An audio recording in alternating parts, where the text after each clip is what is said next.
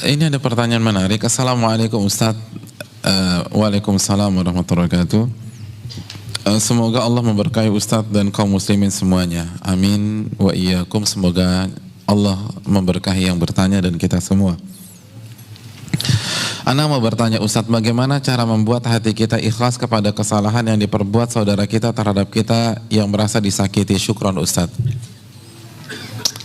Ada sebuah tips yang disampaikan Syekhul Islam Ibnu Taimiyah.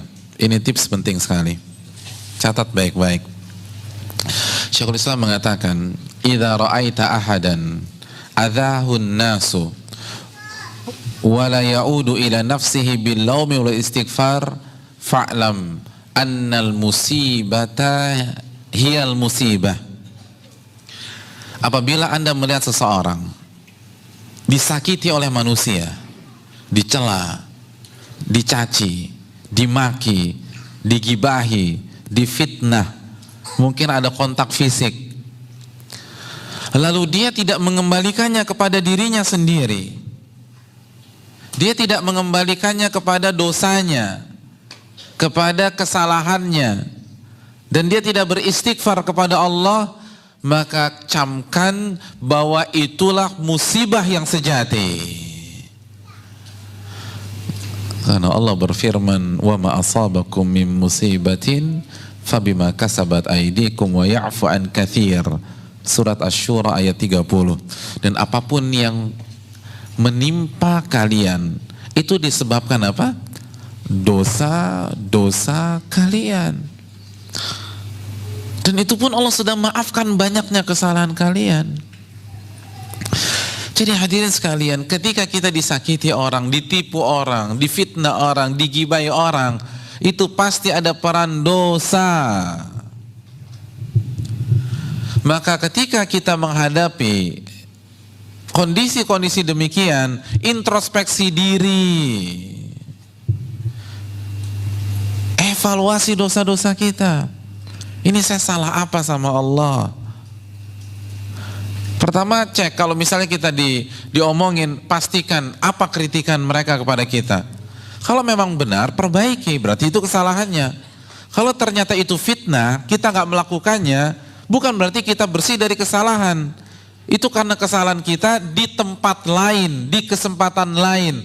Allah balas melalui itu. Jadi fokus kita jangan hanya menyalahkan yang memfitnah.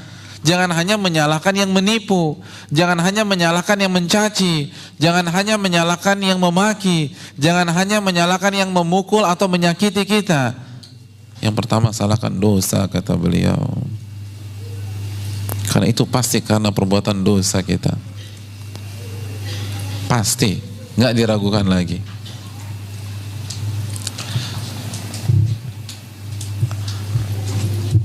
Jadi kalau kita tahu penyebab kesalahannya siapa? Kita. Maka kita nggak akan terlalu ngotot sama orang, walaupun secara kasat mata dalam kasus ini dia yang salah. Iya nggak sih? Kalau la qadarallah kita nabrak bemper mobil orang, kira-kira kita ngotot nggak? Enggak, kita yang salah. Saat kita merasa bersalah, kita nggak akan ngotot. Kita nggak akan terlalu sakit hati. Oleh karena itu, camkan baik-baik. Kalau kita disakiti oleh manusia, itu disebabkan apa? Dosa siapa? Dan dengan punya konsep begini, kita akan dewasa, hadirin.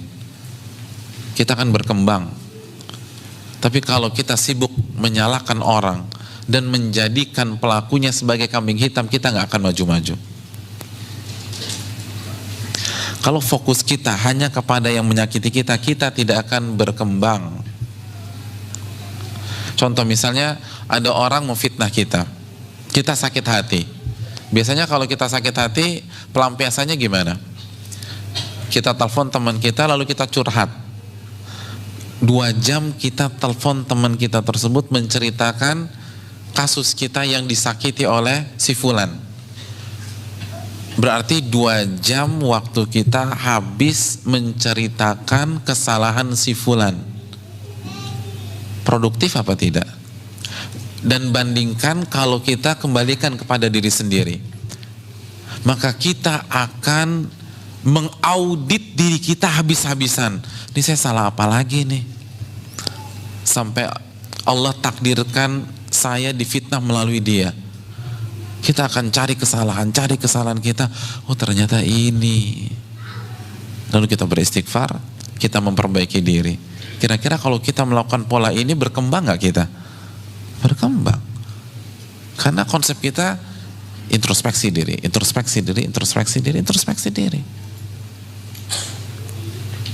Makanya kan ketika kita membaca Sayyidul Istighfar, apa yang kita baca? Abu'u laka bi ni'matika alayya wa abu'u, udah itu aja. Kata Syekh Abdul Razak bin Abdul Muhsin Al-Abbad, konsep muslim itu dua, akui nikmat Allah dan akui kesalahan kita. Abu'u laka bi ni'matika alayya, aku akui seluruh nikmat-nikmat ini itu darimu ya Allah. Jadi seluruh fasilitas dunia, seluruh kenyamanan, ketentraman, harta, keluarga, itu semua dari siapa? Dari Allah. Lalu apa yang kita alami, masalah yang kita hadapi, itu disebabkan abu'u laka bi ni'matika alayya wa abu'u bi dzanbi, itu karena dosa. Jadi kita hidup konsepnya dengan mengakui nikmat Allah, lalu kita bersyukur, dan kita mengakui kesalahan kita, lalu kita beristighfar. Saya ingin tanya, dari konsep ini ada pihak ketiga nggak? Ada pihak ketiga nggak? Nggak ada. Nggak ada pihak ketiga. Itu konsep yang diajarkan dalam Sayyidul Istighfar. Nikmat dosa saya, begitu aja udah. Dan kita akan maju. Ustaz, enak banget dong yang nyakitin kita kalau begitu. Hadirin, azab Allah untuk dia lebih pedih daripada pembalasan kita untuk dia. Udah biarkan Allah yang balas. Kita fokuskan menata diri. Itu baru satu konsep loh, belum konsep yang lain. Kalau kita disakiti itu investasi akhirat. Dosa diampunkan, derajat ditinggikan, dan dia akan transfer pahalanya ke kita. Ustadz kayaknya dia nggak punya pahala, ya udah kita yang transfer dosa kita ke dia, selesai. Orang yang mencela, yang menyakiti kita, itu kan sama saja mentransfer pahalanya kepada kita, iya nggak sih? Masih ingat hadis Muslim tentang muflis, orang yang bangkrut? Saya ingin tanya, kalau ada orang mentransfer 10 juta ke rekening antum marah-marah atau antum senang? Senang. Sekarang mana yang lebih besar, pahala atau duit? Apa dua-duanya? Nggak bisa, emang paling lebih besar pahala. Kalau kita benar-benar yakin pahala lebih besar daripada duit, kenapa kita stres ketika ada orang mentransfer pahalanya untuk kita? Katanya yakin kepada hari kiamat, katanya Ahlussunnah wal Jamaah. Ahlussunnah wal Jamaah kan kontennya akidah, penekanannya kan akidah, dan akidah kan iman kepada Allah, iman kepada malaikat, iman kepada kitab, iman kepada Rasul, iman kepada hari kiamat, iman kepada takdir. Mana iman kepada hari kiamat? Orang kirim pahala, kok malah ngamuk, kok malah galau, kok nggak bisa tidur.